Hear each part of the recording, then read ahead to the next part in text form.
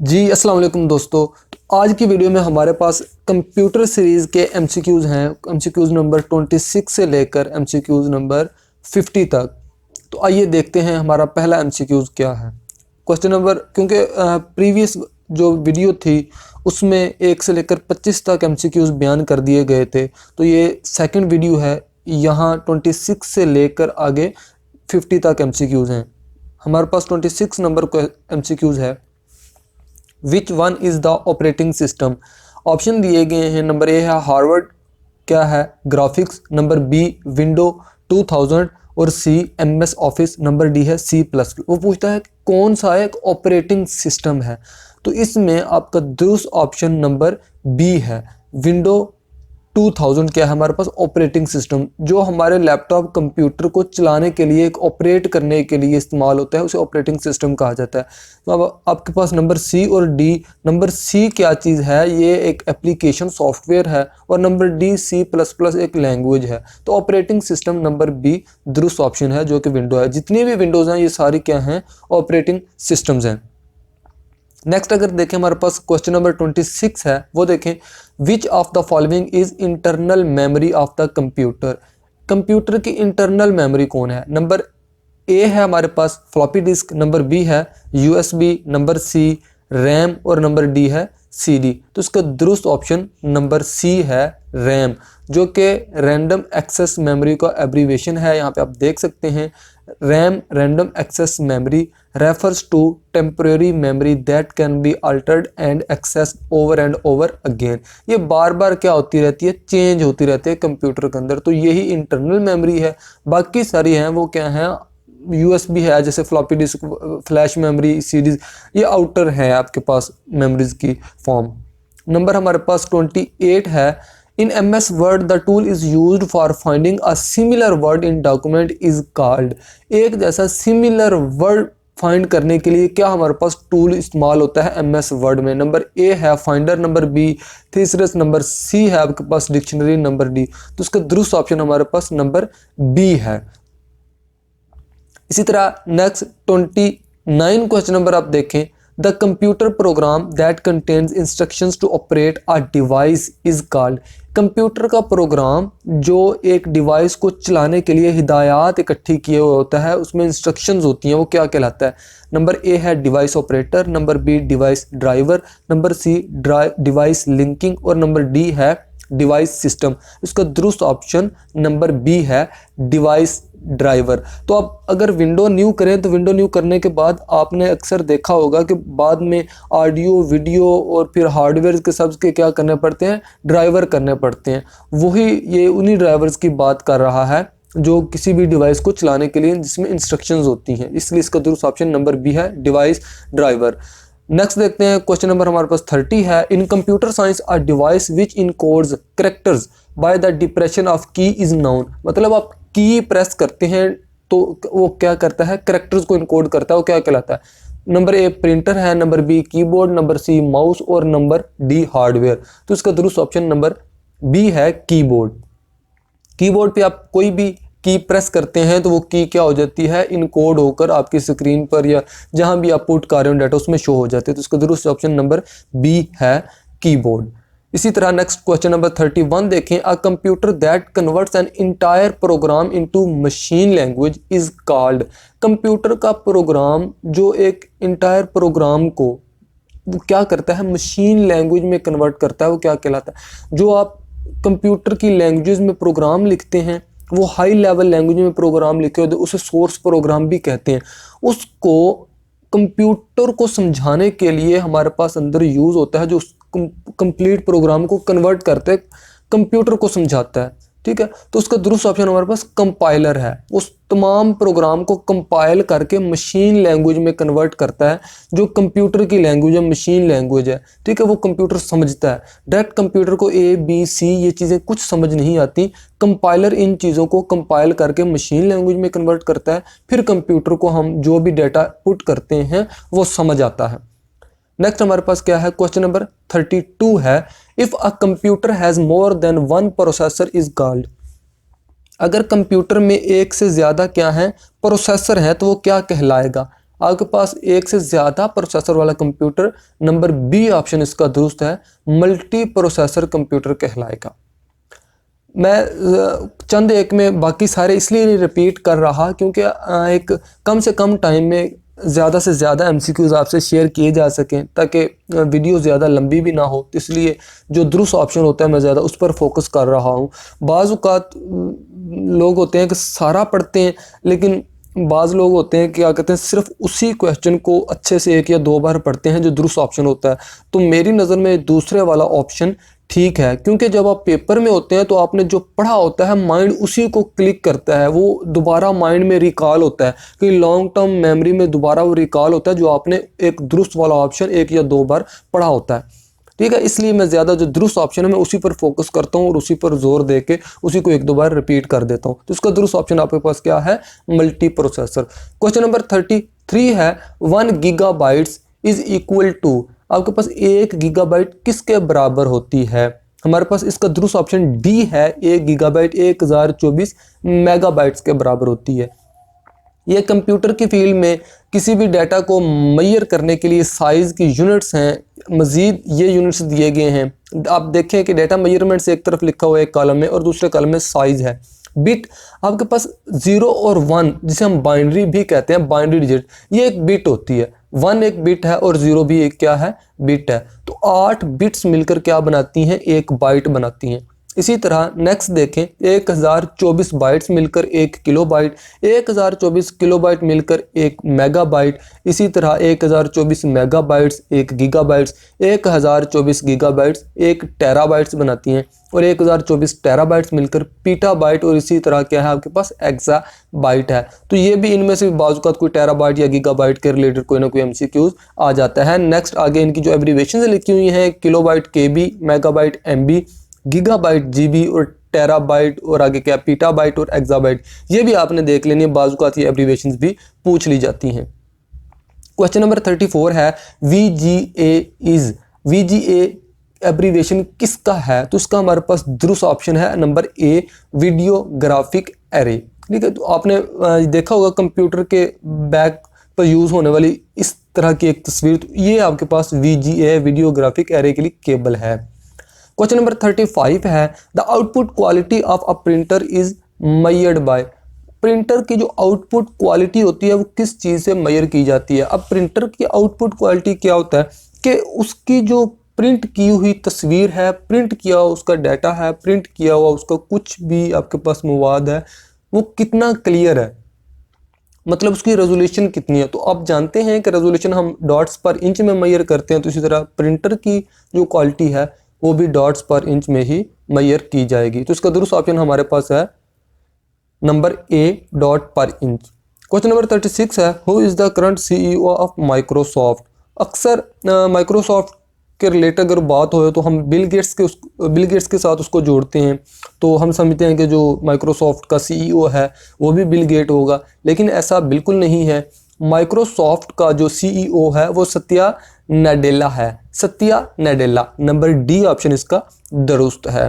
तो ये आपके पास सामने सत्या नाडेला की तस्वीर है। सत्या नाडेला बेसिकली एक अमेरिकन बिजनेसमैन है, जो ये रिहायशी कहाँ के हैं, पैदा कहाँ हुए थे, तो ये क्या है बेसिकली इंडियन हैं जो कि अमेरिका में बिजनेसमैन हैं और इंजीनियर हैं। इसी तरह ये CEO माइक्रोसॉफ्ट के भी हैं।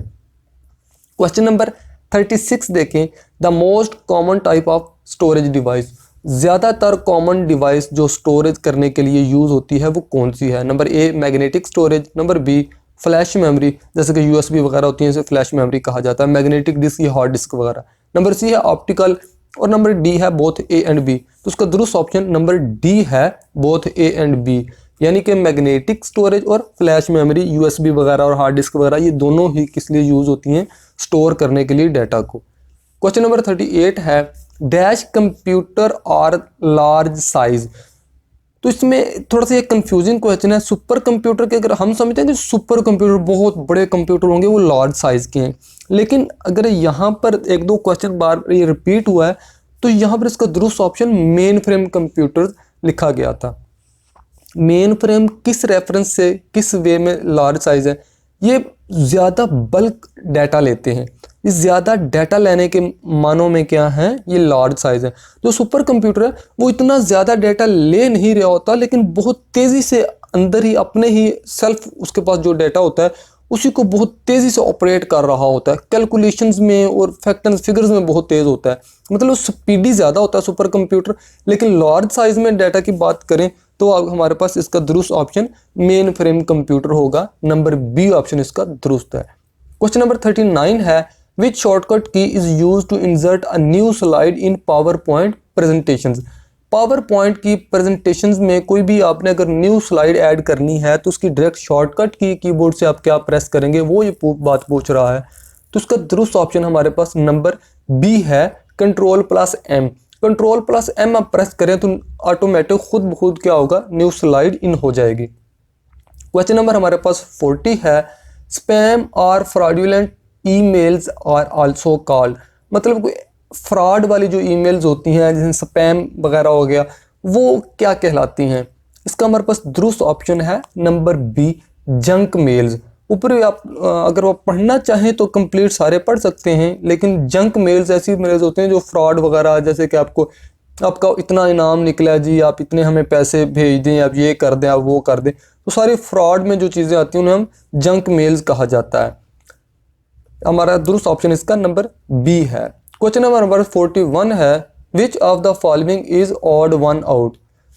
ऑड वन आउट का क्या मतलब होता है कि जो चीज़ बाकी तीनों से मुख्तलिफ हो। मतलब आपके पास अगर 6 ऑप्शंस हैं, 2 ऑप्शंस हैं, 4 हैं, तो जो चीज़ बाकी सब चीज़ों की फैमिली से रिलेट ना कर रही होगी उस चीज़।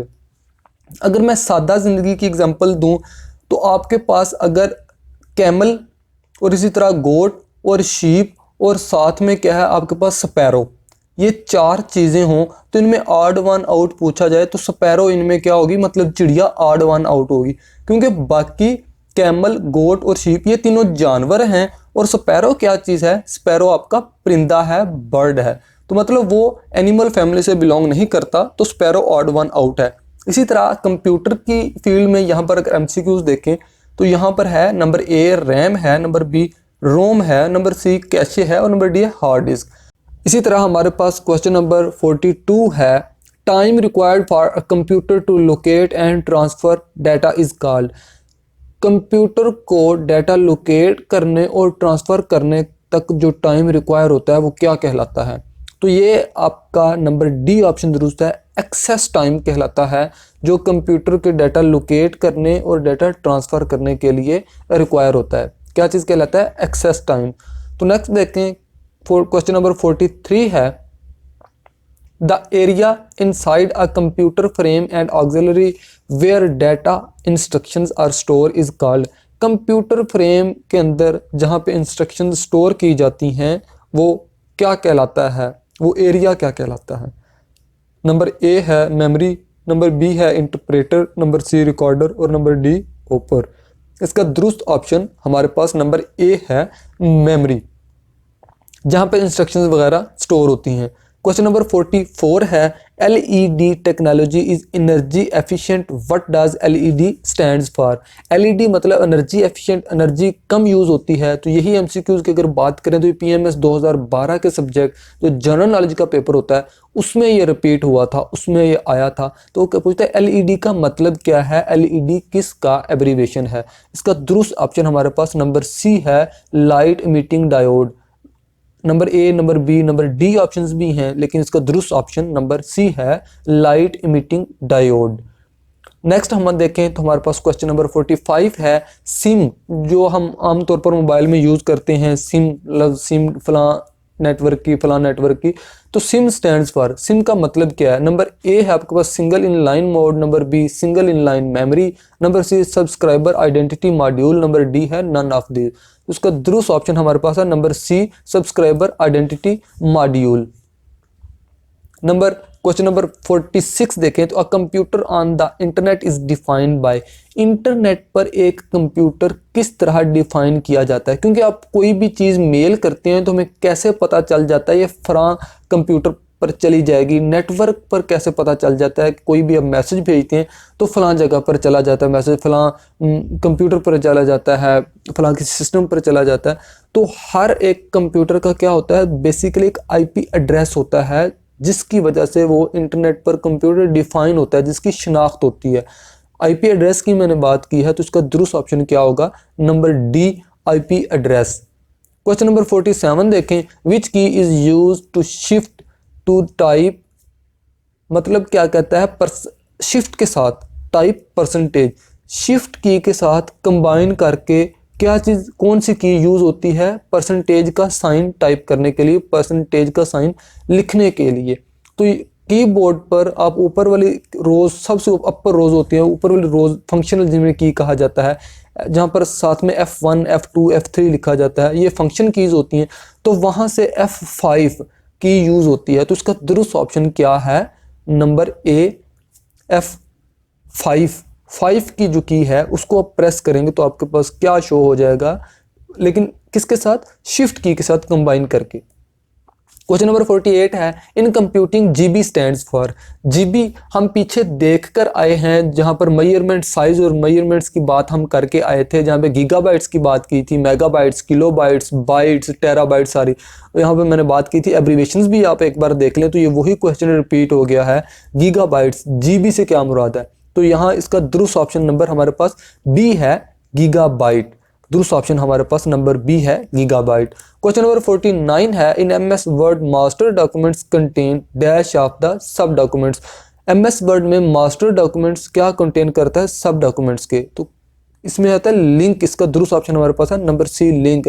आपके पास एक बाज़ आपने देखा होगा, कभी वेबसाइट भी आपने ओपन की हो तो वहाँ पर कोई एक ब्लू कलर का हाइपर टेक्स्ट लिंक होता है, उस पर क्लिक करें तो एक न्यू पेज ओपन हो जाता है। या फिर आप MS वर्ड में अगर कोई डॉक्यूमेंट बनाया हो तो उसमें कोई ना कोई ऐसा एक लिंक होता है जिस पर क्लिक करें तो एक न्यू पेज ओपन हो जाता है।